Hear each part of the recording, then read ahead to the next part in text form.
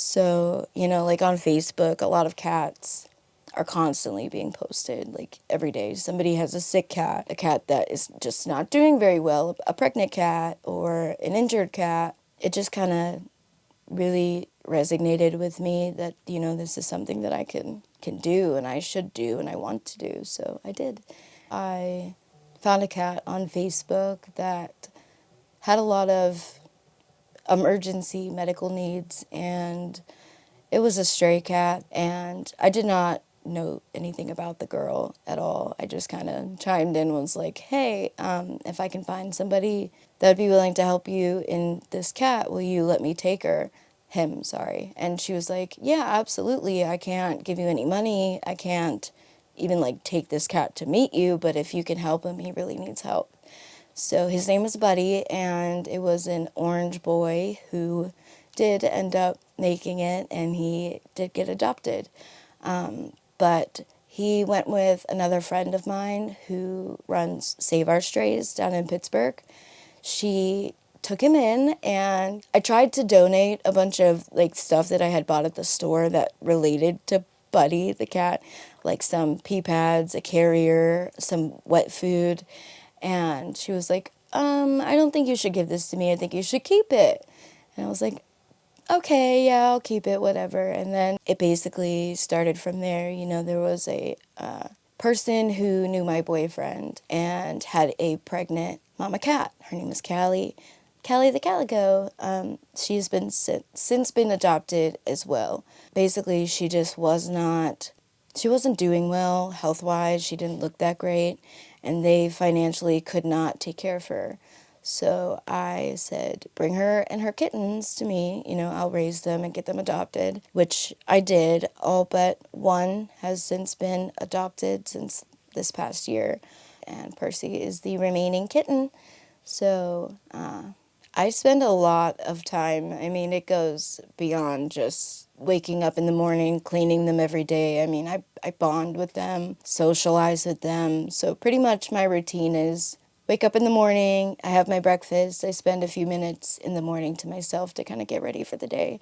And then I come upstairs to the third floor to the cats. I will feed them, start doing the litter boxes, things like that, give everybody a treat, a good morning. I kind of just walk in the room like, good morning, kitties, turn the lights on, and everybody starts getting happy to see me. And then once I feed them, I kind of open the door and let everybody that's been vaccinated, spayed, neutered, everything like that, everybody that's able to come out and play with the public cats, they come out, they play. And typically around that time is when I would start cleaning, doing the dishes, the paperwork, sweeping, cleaning their crates, replacing pee pads, anything like that.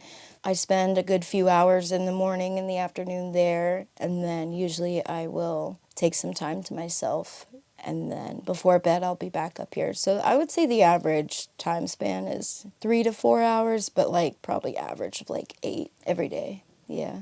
Typically I would say at least 80 hours a week minimum. It just might not be spread out over every single day. It would just be, if I have to get caught up on stuff. Yeah, it's a lot, but I love it. There are some people who rehome and they can provide, all the vaccines. They're already spayed neutered. They have no health concerns. If you can supply all of that, then I could have a cat adopted within a few weeks. But typically I would say average is anywhere from 2 to 6 months.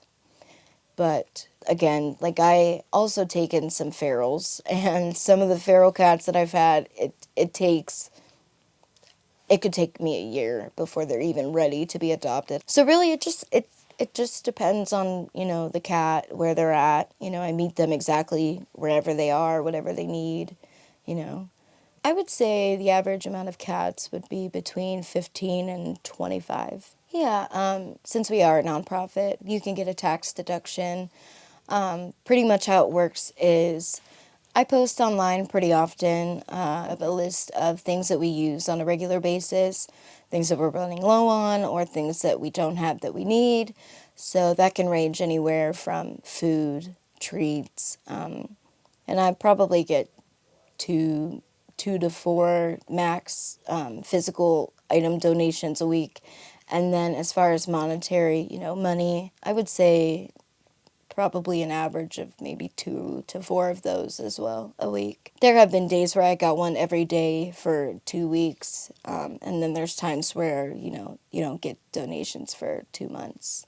So it really varies. If anyone contacts me that is willing at all and able to take care and keep the cat, I mean, I would love for them to stay. So I tried to connect people with resources to get them to the point where they could keep their cats. There's an absolute need for fosters. So if anybody was like, hey, I will give you the space and my time, but I need all of the supplies, I would supply everything. I know you go to the shelters and stuff, and the cats just look so depressed and they look bored. And I really, really don't want that for my cats. I try to give them as much human socialization, as much cat socialization. I mean, I'm only one person, so I invest a lot of my time, and the bottom line here is just that these cats mean a lot to me, and I want them to be so happy and so successful that they have all of the skills and the willingness to be a great house cat.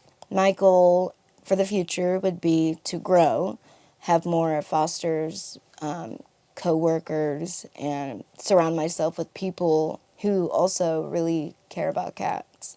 Yeah, I think in the future I just want something better for the cats. I want them to be so healthy, happy, and easygoing that they just don't even feel like they're in a shelter. So when they go to their forever home, it'll feel natural and normal to them because they would have had that for months now.